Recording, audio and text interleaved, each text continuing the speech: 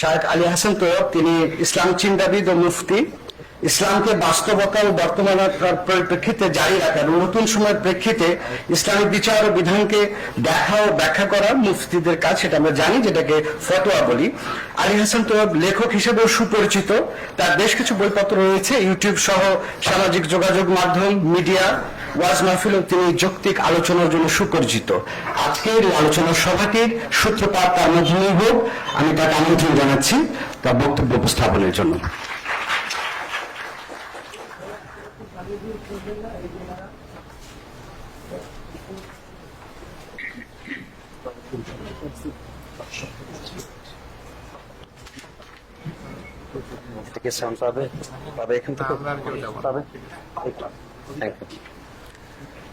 সবাইকে ধন্যবাদ।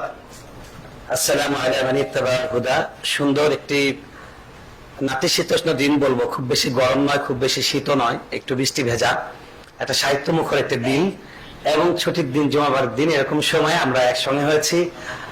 আমাদের বাঙালিদের, বাংলাদেশের প্রত্যেকটি ধর্ম বর্ণের মানুষের সাহিত্য শিল্প সাহিত্য চর্চার একটা বড় জায়গা, মূল কেন্দ্র বাংলা একাডেমির এই শামসুর রহমান হলে আমাকে আমন্ত্রণ করবার জন্য আমি অত্যন্ত বিনয়ের সঙ্গে কৃতজ্ঞতা প্রকাশ করছি। আর এই ধরনের মঞ্চে কথা বলা বোধহয় আমার জন্য একটা নতুনই অভিজ্ঞতা, কিন্তু আশা করি আমি সেটা উপভোগ করব। বিশেষ করে আমাদের আজকের যিনি সবার প্রধান, যাকে বলা যায় প্রধান আলোচক এবং প্রধান মেহমান বলবো, আমি ওনার গুণমুগ্ধ। আমি ব্যক্তিগতভাবে ওনার পেজ ফলো করি, প্রত্যেকটি বক্তব্য শুনবার চেষ্টা করি। সংস্কৃতি নিয়ে তার যে ব্যাখ্যাগুলো, সেই ব্যাখ্যাগুলো আমি খুব উপভোগ করি। সেই অবস্থায় এখন বাংলাদেশে অনেক বিষয় মীমাংসা হতে যাচ্ছে। অনেক বিষয় পুরনো বিষয় আবার নতুন করে উঠেছে এবং অনেকের মধ্যেই অনেক আশাবাদ তৈরি হয়েছে। আমি মনে করি এই যে আমরা সবাই আশা করতে পারছি, সবাই যে আরো ভালো কিছু স্বপ্ন দেখছি, এটাই কিন্তু সত্যিকার একটা অর্থে একটা বড় পরিবর্তন।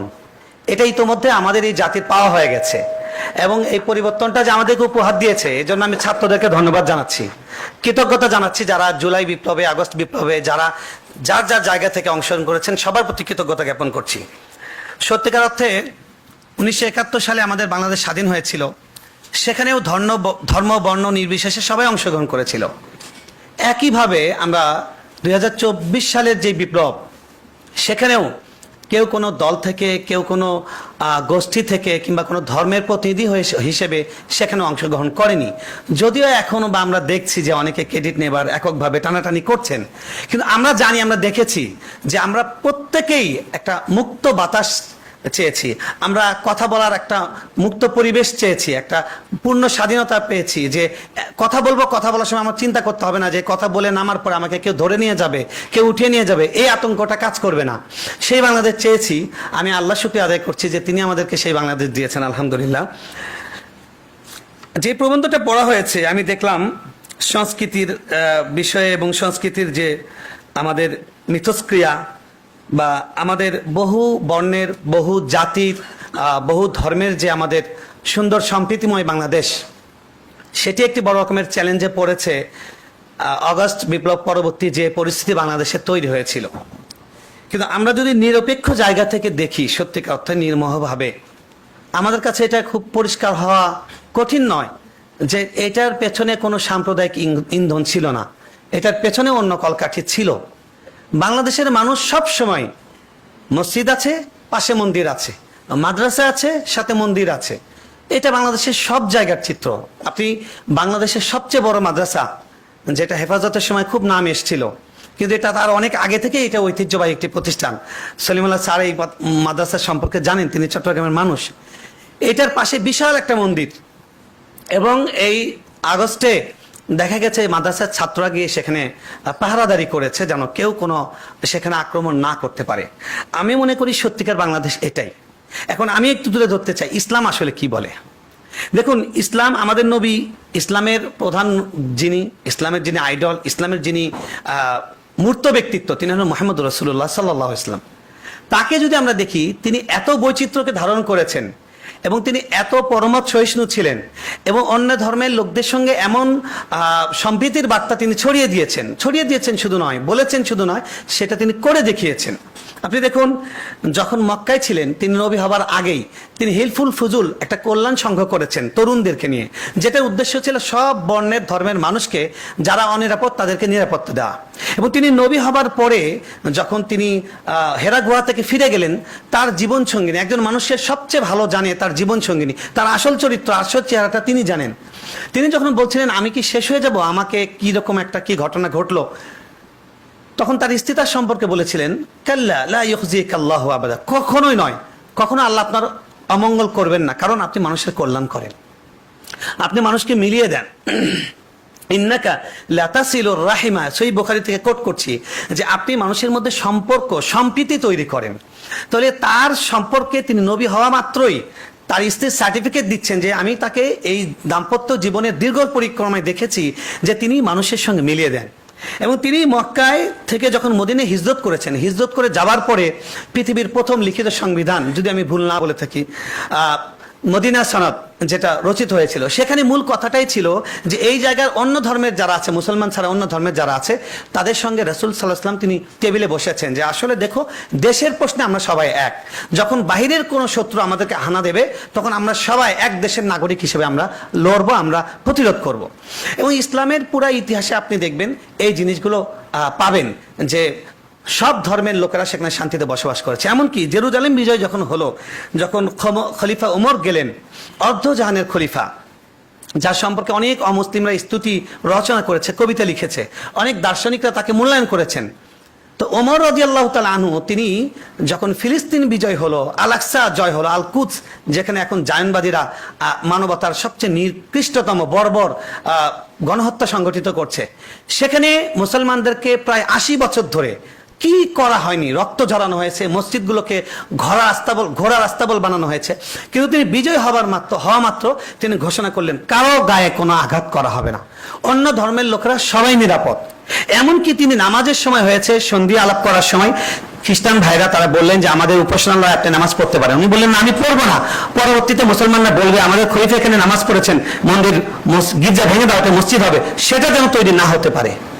এবং আমাদের নবী সাল্লাল্লাহু আলাইহি ওয়াসাল্লাম তিনি যখন যুদ্ধে প্রেরণ করতেন, যুদ্ধে প্রেরণ করার সময় যুদ্ধের প্রধানকে, যিনি সেনা প্রধান, তাকে বলে দিতেন 10টি মূলনীতি, তার মধ্যে একটি ছিল লা তাকতা শাজারান, কোন গাছ কাটবে না, লা তাকতুল সাবিয়ান, কোন শিশুকে হত্যা করতে পারবে না, লা তাকতুল ইমরাতান, কোন নারীকে হত্যা করতে পারবে না, লা তাকতুল সাহিব সাওমা, কোন মন্দিরে উপাসনালয়ে গির্জায় বসে আছেন যারা আছেন, যুদ্ধে অংশগ্রহণ করেননি, এরকম কাউকে আঘাত করতে পারবে না, কোন উপাসনালয়ে আঘাত করতে পারবে না। এটা যুদ্ধের নীতি। যুদ্ধের বাইরের অবস্থাটা কি ছিল? আল্লাহ কোরআনে আছে, কোরআন তো সবচেয়ে জীবন্ত।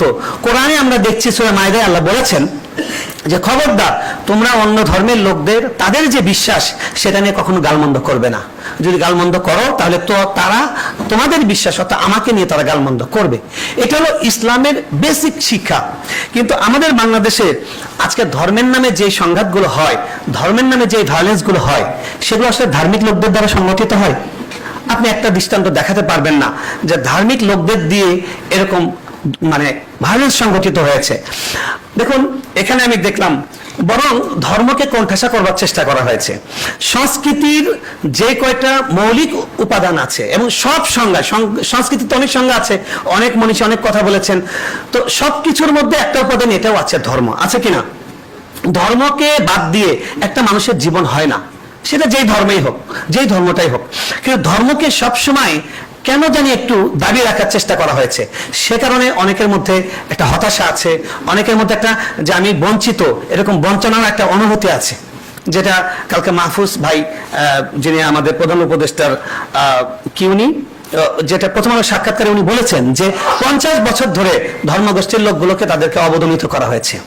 আপনি দেখেন বিশেষ করে বাংলাদেশে আমরা অন্য ধর্মের ভাইরা আছেন, আমাদের ইসলামের কথা তো বললাম যে ইসলাম কতটা সম্প্রীতি তুলে ধরে, এবং আমার ব্যক্তিগত জীবনে দেখেছি আমার পরিবারে আমার আম্মা আমাদের মহল্লার মধ্যে সবচেয়ে ধার্মিক মহিলা, আর আমাদের পাশের বাড়ি সবচেয়ে ধার্মিক হিন্দু পরিবার। আমাদের এমন সুন্দর পরিবার, আমাদের ঈদের সময় তারা আমাদের বাড়িতে আসবে না এটা হতেই পারে না, আর তাদের পুজোর সময় আমরা তাদের বাড়িতে গিয়েছি, তাদের বাসা থেকে খাবার যাওয়া আসা এটা সব সময় ছিল। এবং ওই মহিলা ছিলেন তিনি সবচেয়ে ধার্মিক হিন্দু একজন মহিলা। ওই মহিলার সঙ্গে আমার আম্মার এত সম্প্রীতি ছিল, আমি সবসময় বলতাম ইসলাম, যে ধর্ম যে মানুষকে সুন্দর করে, সহিষ্ণু করে, মানুষকে অন্যকে শ্রদ্ধা করতে শেখায়, আমার মা এবং এই মহিলাকে দেখলে বোঝা যায়। দুই ধর্মের খুবই মানে ধর্মপ্রবণ একজন মহিলা, কিন্তু তাদের মধ্যে এত সম্প্রীতি। আমার মনে আছে যে আমার মসজিদে আমি যেখানে বাসা, সেই বাসার পাশে একটা হিন্দু পরিবার ছিল। তাদের পূজার সময় আমি কোরআন তেলাওয়াত করছিলাম একদিন, তো আমি খেয়াল করি নাই আওয়াজ হচ্ছে ঢোলের। তখন আমাকে বাড়িওয়ালা বললেন যে আমি কি গিয়ে বারণ করবো? আমি বললাম কেন কেন বারণ করবেন? আমি ব্যক্তিগত ইবাদত করছি, আর ওনারা ওনাদের জাতীয় একটা উৎসব করছেন, এখন ওনাদের হকটাই আসল। আমি এখন কোরআন পড়বো না, আমি অন্য সময় কোরআন পড়বো। এটা ইসলামের শিক্ষা। এখন ইসলামের এই শিক্ষাটা কি কোথাও চর্চা হচ্ছে? এই কথাগুলো কি বলার সুযোগ দেওয়া হচ্ছে? আপনি দেখেন মিডিয়াতে আছে ইসলামের লোকরা, ইসলামের লোকদেরকে আলাদা একটা সাইড করে রাখা হয় যে এরা না জানি কোন ধরনের উগ্র, এরা না জানি কেমন। অথচ ইসলামকে কেউ পড়বার চেষ্টা করেনি। আপনি ইসলামকে পড়তে চেষ্টা করুন। দেখুন আমাদের নবী তিনি ইসলামের কোনো পোশাক দেননি। আমি নিজে জুব্বা পড়েছি, আমি জুমার নামাজ পড়ার জন্য, কিন্তু উনি কোনো পোশাক বলেননি। উনি বলেছেন যে ছেলেরা কবজির নিচে যাবে না, অহংকারের পোশাক পরবে না, শরীর দেখা যায় এমন পোশাক পরবে না। কিন্তু উনি কোথাও বলেননি টুপি পরতে হবে, জুব্বা পরতে হবে, পাগড়ি পরতে হবে, কিংবা পাগড়ি পরলে সাহাব আছে, কোনো হাদিসে নেই, কোনো কোরআনের বাণীতে নেই। এগুলো উদার। এবং ইসলাম সংস্কৃতির ব্যাপারে এত উদার, আমাদের নবী যখন ইন্তেকাল করছেন, মারা যাচ্ছেন, তখন তার কাছে একজন ইহুদির একটা জিনিস বন্ধক ছিল, এবং একটা শিশু তার মানে একটা কিশোর তার সেবা করত, তার বাসায় ফুট ফরমাইশ কাটতো, গরিব মদিনার একটা ছেলে। আপনার কিতাব খুললে আপনার আমাদের ধর্মগ্রন্থ দেখলে পাবেন, সেই বাচ্চাটি অসুস্থ ছিল, খুব মুমূর্ষ অবস্থা। তিনি একজন নবী রাষ্ট্রপ্রধান, তিনি তাকে তার বাসায় দেখতে গিয়েছেন, কুড়ে ঘরে দেখতে গিয়ে তাকে আদর করেছেন। এটা দেখুন, এবং এখনো পর্যন্ত এই জিনিসটা আছে। আমরা দেখবেন পৃথিবীর কোন মুসলমান, কোন ধর্মবেত্তা কোনোদিন কোনো অন্য ধর্মের লোককে আঘাত করে না, অন্য ধর্মের ধর্মগুরু তাদেরকে আঘাত করে না, কিন্তু ইসলামকে আঘাত করা হয়েছে। শাহবাগের যে কথাটা এখানে উপমা এসছে, আমি এখানে প্রচন্ডভাবে দ্বিমত করব। শাহবাগ তো ভায়োলেন্স করেনি, একটা ভায়োলেন্সের কারণে কি বলে আফওয়ান শাপলা চত্বরে যেটা হয়েছে, হেফাজতের যে সমাবেশ হয়েছে, সেটা কি নিয়ে হয়েছিল সেটা কেন ভুলে যাচ্ছেন আপনি? আপনি কেন এতগুলো মানুষ এসছে, তারা এই চাই এটা কেন দেখছেন? কেন কি প্রেক্ষাপটে তারা আসছে? প্রফেট মোহাম্মদ সাল্লাল্লাহু আলাইহি ওয়াসাল্লামকে কেন গালাগাল করতে হবে? ব্লগে তো আমি লিখতাম, আমি প্রথম আলো ব্লগার ছিলাম, প্রথম আলো ব্লগার মিট আপ হয়, 20 জনকে দাওয়াত করা হয়েছিল, আমি শ্রেষ্ঠ একজন তাদের মধ্যে ছিলাম, আমি দাওয়াত পেয়েছিলাম। সামহাইন ব্লগে আমি লিখতাম, আমি ব্লগার ছিলাম। আমরা তো না বুঝে দেখি নাই, আমরা দেখেছি দিনের পর দিন কোরআনের একটি বিধান নিয়ে, ইসলামের এক একটি বিষয় নিয়ে মানুষকে নানান রকমের কটাক্ষ করা হয়েছে। আপনি বলেন আমাদের প্রাচ্যের ঢাকা বিশ্ববিদ্যালয়, সেখানে কি দাঁড়িয়ে রাখার জন্য যুবক ছেলেরা বিব্রতকর অবস্থায় পড়েনি, হেনস্থার শিকার হয়নি? বোরকা পরার জন্য মেয়েদেরকে কি আঘাত করা হয়নি, হেনস্থার শিকার করা হয়নি? টিচার কিভাবে মেয়েকে হল থেকে বের করে দিতে পারেন যে যাও আমার ক্লাসে বসতে হবে, তোমার হিজাব খুলে বসতে হবে? এটা কিভাবে টিচার বলতে পারেন? আপনি যদি দাড়ি কামানোর স্বাধীনতা পেতে পারেন, তাহলে দাড়ি রাখার স্বাধীনতা কেন পাবে না? আপনি যদি শর্ট কামিজ পরার স্বাধীনতা পেতে পারেন, আপনি যদি হাফ প্যান্ট পরার স্বাধীনতা পেতে পারেন, আরেকজন বোরকা পরার মুখ ঢাকার স্বাধীনতা কেন পাবে না? এই জায়গাগুলোতে তো আমরা ধর্ম নিরপেক্ষ থাকি না। এই জায়গায় আমরা দেখি আমরা একটা পক্ষভুক্ত হয়ে যাই। ধর্মের লোকদেরকে আমরা বলার চেষ্টা করি ওনারা হলো সংকীর্ণ, ওনার হলো মৌলবাদী, ওনার হলো প্রতিক্রিয়াশীল। আমি দেখলাম যে সময় টিভিতে সাক্ষাৎকারে একজন আলেম দুজন বাংলাদেশের বুদ্ধিজীবীকে খুব নাস্তানাবুদ করেছিলেন। স্যার সুন্দর করে বলেছিলেন যে ঢাকা বিশ্ববিদ্যালয়ে অনেক শিক্ষক আছে যারা মাদ্রাসার সাধারণ শিক্ষকদের সাথে 10 মিনিট কথা বলতে পারবে না। আমি স্যারের কথার সাথে একমত। আমি এরকম অনেক মানুষকে চিনি। কিভাবে পারবে? আমাদেরকে মাদ্রাসায় 5টা ভাষা শেখানো হয়েছে, এবং আমাদের কোরআনের মধ্যে এমন ধর্ম নাই যে ধর্মের কথা বলা হয়নি। খ্রিস্টান ধর্মের কথা আছে, ইহুদি ধর্মের কথা আছে, আমাদের আয়াতগুলোর মধ্যে স্পষ্ট সেই নবীদের কথা আছে, এবং আমরা তাদেরকে শ্রদ্ধা করি। মাদার মেরি, মরিয়ম আলাইহিস সালাম, তাকে আমরা শ্রদ্ধা করি। আমাদের শ্রদ্ধা করা ইমানের অংশ। কোন মুসলমান আমার নবীকে গালি দিলে যেরকম অপরাধ, ঠিক একইভাবে যীশু খ্রিস্টকে গালি দেয়, একই অপরাধ। কিন্তু যীশু খ্রিস্টের ধর্ম যারা পালন করেন তারা তো আমাদের নবীকে নিয়ে শার্লি হেবডোতে তারা কার্টুন করেছে। এটাকে স্বাধীনতার নামে এটাকে অনেক মানুষ সাপোর্ট করেছে, বিশেষ করে শিল্প সাহিত্যের অঙ্গনের লোকরা তারা সাপোর্ট করেছে। আমার যে মেসেজটা শেষ, সেটা হলো যে আমরা ফ্যাসিবাদ রুখে দিয়েছি, সাংস্কৃতিক ফ্যাসিবাদ বাংলাদেশে আছে। এটা যারা আমরা এই আবহের মধ্যে থাকি আমরা টের পাই না, যারা তাদের মাধ্যমে ভিকটিম হয় তারা টের পায়। এখন আমরা যদি সত্যিকার শান্তির বাংলাদেশ চাই, আমাদেরকে তাদের বিরুদ্ধেও কথা বলতে হবে। কারণ ইসলাম কোনোদিন হিন্দু ধর্মের উপর আঘাত করবে না, হিন্দু ধর্ম ইসলামের উপর আঘাত করবে না। কারণ সব ধর্মের মূল কথা হলো সহিষ্ণু হও, ধৈর্য ধরো, ক্ষমা করো।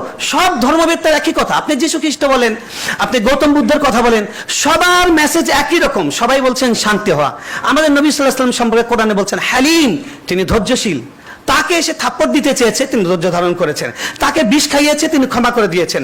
ওমর রাদিয়াল্লাহু আনহু ছুরি আঘাত করেছে, তিনি বলছেন আমি যদি মারা যাই তাহলে বিচার করবে, আর যদি বেঁচে যায় তাহলে আমি ছেড়ে দেবো তাকে। তো এরকম উদাহরণ ইসলামে ভুরি ভুরি আছে। কিন্তু আমরা কিন্তু সবসময় বাংলাদেশে এই সংখ্যাগরিষ্ঠের ধর্ম বলে সবসময় এই ধর্মটাকে নিপীড়ক এটা দেখাবার চেষ্টা করি, অনেক বুদ্ধিজীবী এটা করেন।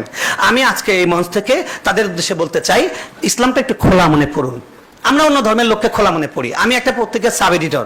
আমি যখন ওই যীশু খ্রিস্টের ক্রিসমাস ডে আসে তখন আমি ওই ওনার সম্পর্কে যেগুলো লেখা আমি খুব যত্ন করে পড়ি। হিন্দু ধর্মের গুলো আমি খুব যত্ন করে পড়ি। আমি সবার প্রতি শ্রদ্ধা পোষণ করি। এই শ্রদ্ধা আমার নিজের ব্যক্তিগত মত নয়, এটা আমার ধর্ম আমাকে শিখিয়েছে। আমি বলবো প্রত্যেকটা মানুষ যারা যে ধর্ম পালন করেন সেই ধর্মটা যদি ভালো করে জানেন, ভালো করে বোঝেন, তাহলেই সম্প্রীতির বাংলাদেশ, বৈচিত্র্যের বাংলাদেশ, পরমত সহিষ্ণু বাংলাদেশ সেদিনই গড়ে ওঠা সম্ভব। আমরা ধর্মকে পড়ছি না, যে যার ধর্ম পড়েন, আপনি আপনার ধর্মটাই পড়েন। ধর্ম না পড়ে সবাই ধর্ম বক্তা হচ্ছে, ধর্মের ব্যাপারে বিশ্লেষক হচ্ছে, ধর্মের ফতোয়া দিচ্ছে। আচ্ছা, ফতোয়াবাজির সমালোচনা করতে গিয়ে অনেক মানুষ ফতোয়া দেয়, ফতোয়াবাজির সমালোচনা করছে, কিন্তু উনি ফতোয়া দিয়ে দিচ্ছেন। আমাকে ফতোয়া দিতে পারবেন না, ওনারটা ঠিক কিনা এটা আপনি বলার কে? আপনি তাহলে একটা ফতোয়া দিচ্ছেন। আপনি তো এক ধরনের ফ্যাসিস্ট, আপনি একজনের কণ্ঠরোধ করছেন। আপনি বরং তার যুক্তিতে কাটেন যে উনি কোন যুক্তিতে ওই লোককে এই বলেছেন, আপনি সেটা আরেকটা যুক্তি দিয়ে সেই যুক্তিটা খণ্ডন করেন। সুতরাং আমি বলবো আজকে এই আলোকিত মঞ্চ থেকে এবং এই শিল্প সাহিত্যের মঞ্চ থেকে এবং পরমত সহিষ্ণুতার এবং বৈচিত্র্যময় ধর্মের এই সম্মেলন থেকে আমি সবার প্রতি আহ্বান জানাবো, আসুন আমরা সবাই আমাদের ধর্মকে জানি এবং সবাই মিলে সুন্দর মিলেমিশে আমাদের বাংলাদেশকে আবার নতুন করে গড়ার যে সুযোগ পেয়েছি এই সুযোগটা আমরা নেই। আল্লাহ আমাদের সহায় হন, আমরা যেন সেই বাংলাদেশটা করতে পারি। আজকে এই পর্যন্ত। আসসালামু আলাইকুম ওয়া রাহমাতুল্লাহি ওয়া বারাকাতুহু। ধন্যবাদ।